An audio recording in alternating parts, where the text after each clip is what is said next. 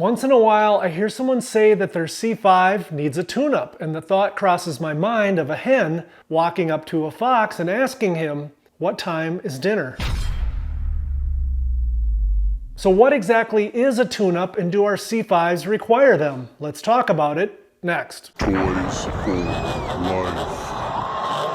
First, I suspect the phrase tune-up is going to mean vastly different things to different people, and it's likely going to be greatly influenced by your age and whether or not you're a car guy. For decades and decades, most cars on the road used a distributor-style ignition system, including parts that deteriorated and wore out. Parts like ignition breaker points and condensers and caps and rotors. Also, for about 100 years until about 1990, most cars delivered fuel to the engine through a carburetor, and that was made obsolete by fuel injection in the early 1990s. As far as Corvettes go, I believe the last one that actually had breaker points was the C3 in 1974, and the last one that came with anything that resembled a distributor would have been the 96 C4 Corvette with the LT1 or LT4 engine. And in case you were wondering, the last Corvette that came with a carburetor was the C3 in 1981, and these cars and many like them were on the road for another 10 to 15 years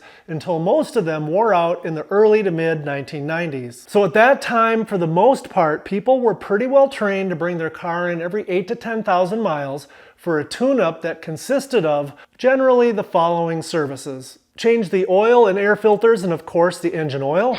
Clean your carburetor and replace the needle and seat and sometimes even the float, especially if your old one sunk. Gap and install new spark plugs and inspect and replace your ignition wires, and most of the time they were just replaced.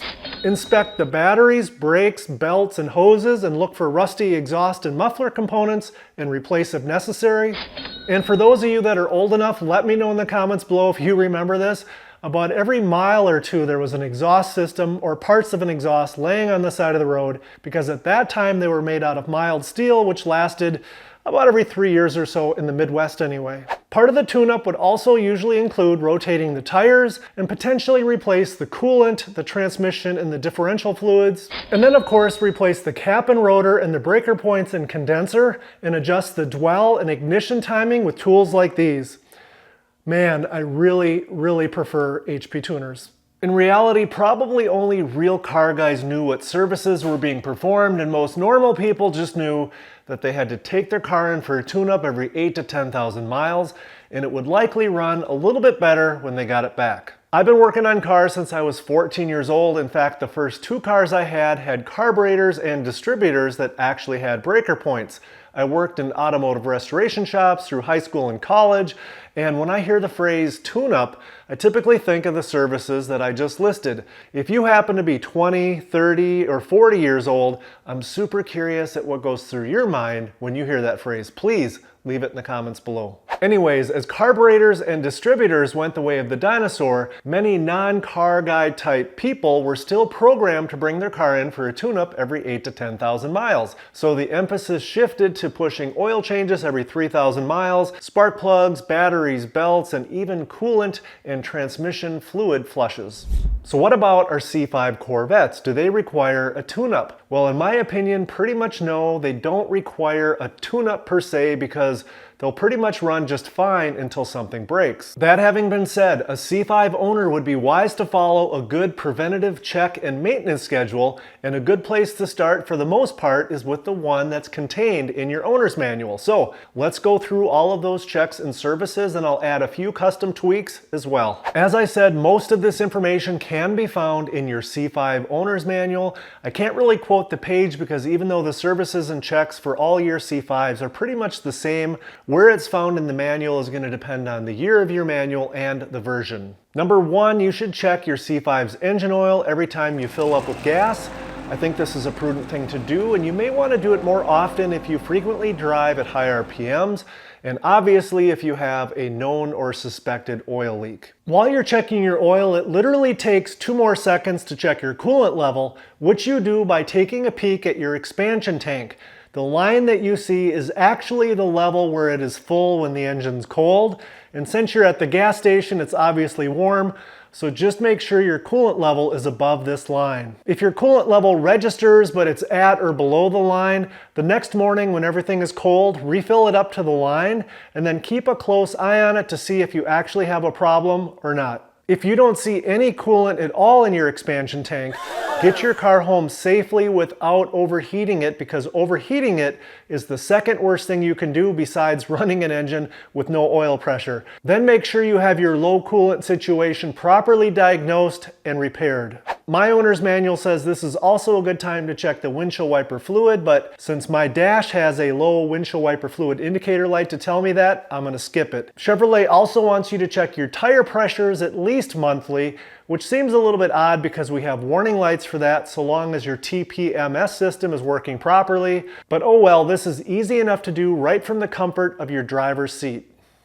I'm going to skip over some of this stuff, like making sure your seat belts work properly, your windshield wipers are in good shape, and that you lubricate your weather stripping once in a while with silicone grease. Does anyone actually lubricate their weather stripping? Chevrolet also says you should check your manual transmission fluid roughly twice a year, but if you look closer, it says your automatic transmission fluid doesn't need to be checked unless you suspect a leak. And then it goes on to say that manual transmission fluid levels should only be low if you have a leak. Kind of confusing. Bottom line, you really can't check the C5's automatic transmission fluid, manual transmission fluid, or even the rear differential fluid unless you have your C5 up on jack stands or up on a lift. So in my opinion, it just makes sense to have all of those fluid levels checked anytime the C5 is up in the air on a lift for some sort of other repair or service, and of course, if you suspect a leak in one of those systems. Moving on, at least once a year, preferably more often, make sure that your parking brake works, lubricate your door lock cylinders, and the hinges for your doors, hood, and the rear hatch. Also, at least once a year, be sure to check your owner's manual so you know how to test the safety features that are in place that prevent your C5 from starting when it shouldn't, such as when the clutch pedal's not fully depressed or when the automatic transmission selector lever is actually in gear. Up next is a list of services and checks that the owner's manual says you should have your dealer's service department check for you, but if you're able and qualified, go ahead and do these yourself and save a few bucks. Inspect your steering and suspension systems for any signs of leaks, worn, damaged, or missing parts, and or abnormal operation. Check your tires and wheels for any signs of uneven wear or damage, which could mean you need an alignment, or sir, stop doing so many burnouts. Check the exhaust system for damage or conditions that could lead to heat buildup underneath the car or fumes getting into the cabin. And because the exhaust system is either made of stainless steel or titanium, there is no mention of the word corrosion, which is a beautiful thing. Check the entire fuel system on the C5 for very obvious reasons. And then check the cooling system as well, including a pressure check, and inspect all of the hoses and components for signs of deterioration, swelling, and cracks. And just know that if the mechanic is suggesting you replace hoses that are less than 10 years old, I'd be a little bit suspicious unless those hoses were China specials. Inspect all 4 of the C5's brakes, including the calipers, rotors, pads, and hoses for signs of damage and wear or any signs of air in the system. And although GM doesn't have a specific brake fluid change interval, plenty of other manufacturers do, and in my opinion, have your brakes bled at least every 5 years. The owner's manual suggests that you should have the dealer check the rear differential fluid level. Now, checking that fluid level is not that difficult, and it seems to me they should have included the automatic and manual transmission fluid levels in this section as well, being as how you've got to get the whole car up in the air. Anyway, one way or another, as I mentioned earlier, make sure to get the fluid levels checked in your manual or automatic transmission or your differential at least once a year, or if you suspect a leak. Let's wrap this video up by going through the checks and services that are directly related to how many miles are on your C5. And remember, the oil change interval will not be directly related to a certain number of miles. Instead, the car's PCM does a calculation taking several factors into account. Factors such as the average temperature that you drive at, if your trips are short or long, what type of driving you do, and how many miles have elapsed since your last oil change. And at the end of the day, it's going to turn that light on every 4,000 to 7,000 miles roughly. That having been said, C5 Corvette owners can be a very particular group, and many have decided to just ignore the change oil light and instead follow their own oil change schedule. Okay, so now the C5 is at 15,000 miles on the odometer. GM wants you to inspect and replace your air filter if necessary, particularly if you live in or near a dusty area like a desert.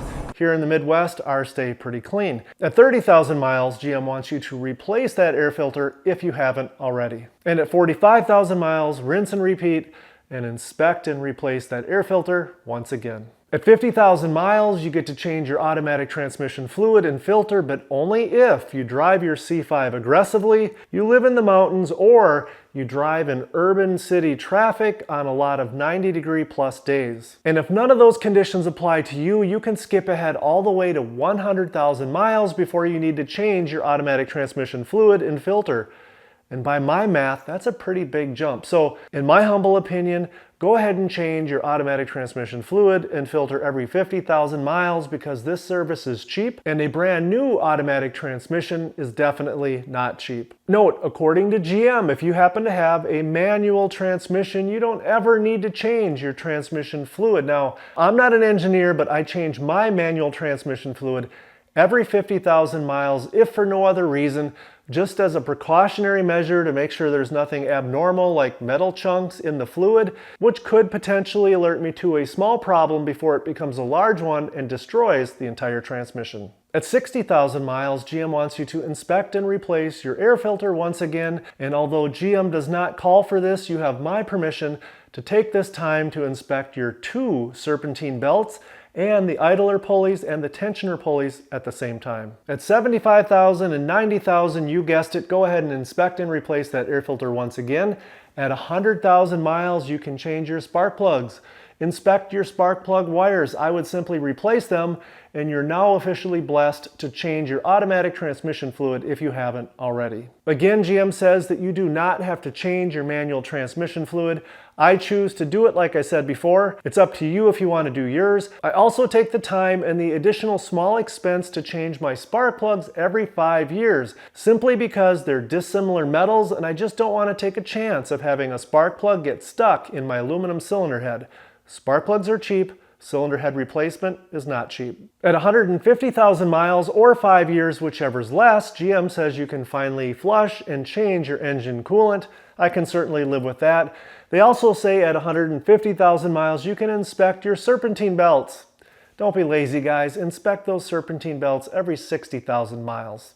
Now, it's not uncommon for C5s to go 200,000 miles and much, much more. So if yours gets to 100,000 miles, simply repeat all the service steps and maintenance items that we just went through at the same mileage intervals. Oh, and one more thing that I almost forgot. Everybody's used to rotating their tires. Well, since the C5 Corvette has different size tires on the back than are on the front, GM doesn't want you to rotate your tires at all. Guys, if I missed anything, please leave it in the comments below. If it's a good one, I'll be sure to pin it. If you got any value out of this video, please pay me back by just simply hitting that thumbs up. Subscribe so you don't miss the next video. And most of all, thanks for watching.